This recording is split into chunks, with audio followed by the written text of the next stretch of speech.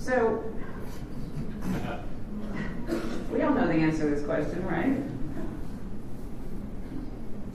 How many of you have children who grew up in Unitarian Universalists and still consider themselves adamantly Unitarian Universalists who will not come to church? And I bet you they have chalice tattoos on their ankle, right? I've been to the Apple Store 3 times for help recently. Every single time, the person who was helping me found out I was a Unitarian Universalist and said, I'm a Unitarian Universalist. They're proud of it. They claim it.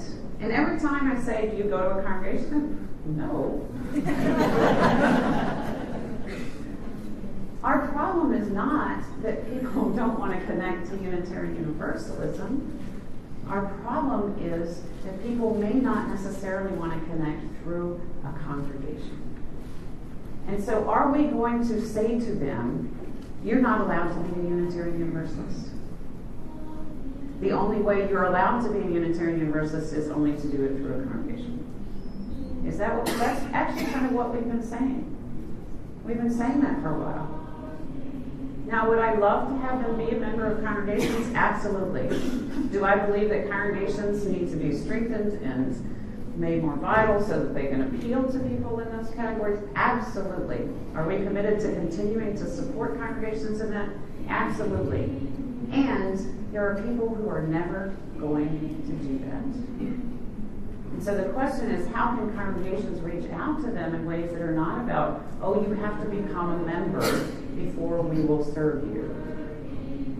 And the question is, how can we as a whole association reach out to people who may want to create their own kinds of religious communities that don't have to involve a physical building? And we have a number of experiments like this going on. Eric Rusley is in the back of the room starting a new program called, a new congregation called Sanctuaries, which gathers in people's homes. Eric has no intention of building a building, right? Sure. He doesn't need a building because people are looking for small group experiences. And he's tying them together through a common worship experience and through social service. We have a group of people doing Beloved Cafe. Who's the Beloved people? Marcus, you're in here. And they've got some brochures in the back if you want to. They're creating a coffee shop on the West Coast that is about creating community in a coffee shop that brings Unitarian Universalist values to people's experience when they come in for a good cup of coffee. Programming, social service, all kinds of ways in which people can experience the heart of what we understand spiritual experience to be. It just may not be in the congregation. So, again, I just want to emphasize the ways in which so much of this is not about people being against spiritual experience. They're not. People are actually more interested in spiritual experience than they ever were before. They're not interested in institutions. Institutions have a really bad rep. Really bad. For all kinds of reasons that we probably became Unitarian Universalists for, right? Fleeing those institutions that we were, and still now institutions have a really bad rep. So this number, this is actually an old slide. It's actually a year old, so oh my God. This number of people that say they're not affiliated to any kind of religious organization in the past year has become not 20%, 28%. 5 years ago, that number was 10%. 5 years ago. You get that rapid shift? You see how that's going? Not necessarily in our favor. We may not understand ourselves as institutionalists. You know, the whole herding cats thing. We may be able to try to portray ourselves as not institutionalists, but people will not see that when we're asking them to primarily identify with an institution. You got that? So, I'm going to introduce this in a way that is going to seem like it's taking us off track. But all of these things that I've been describing, to me, imply that the way in which not only do we conduct our life, but I believe the way in which we think is going to be different. I think the way in which our brains work is going to be different. And anybody who studies evolution of the brain will recognize that it actually changes. We have lots of assumptions about the brain that always is like that. Well, no, actually it changes along with cultural changes. So when you have access to all the information you need via a computer, the purpose of the brain changes. It's not necessary to memorize things. It's not necessary to even read things. It's necessary to be able to interpret the massive amount of information that's out there. It changes the way our brains work. So I want to show you this video. This is a clip from a TED Talk. I just want to tell you, if you want to learn things about how the culture is changing, all you have to do is watch TED Talks. Everybody says, Tracy, you're so well read. It's like, no, I just watch TED Talks all the time.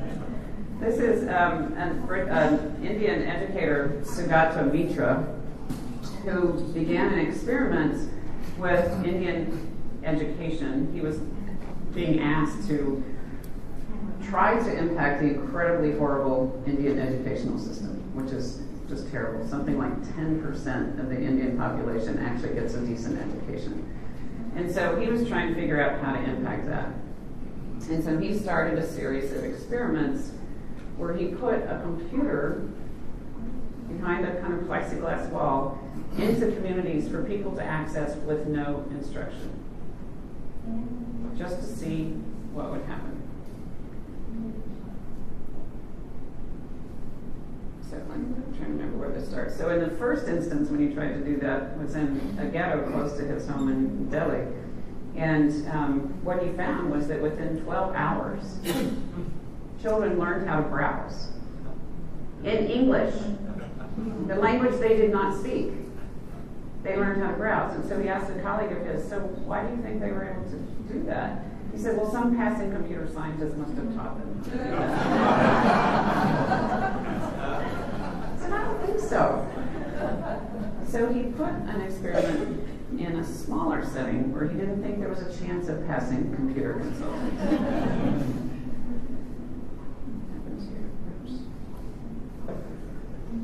I don't know about you, but this rocks my world. Because the assumption used to be that people needed to be taught. Needed to be taught something in order to make sense of the world. They needed to be given information. They needed to be given expertise.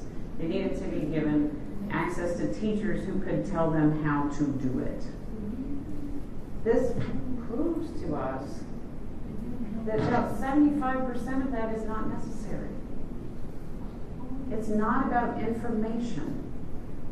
It's not about giving people things to memorize, which our educational system, by the way, is still oriented around. It's about creating what he calls self-organized learning experiences. Self-organized learning experiences. Where what you have to do are provide the right questions, not the right answers. Provide the encouragement to encourage the curiosity and to help create a framework for people to interpret, not to learn facts. Now, does this sort of sound like Unitarian Universalism? Right?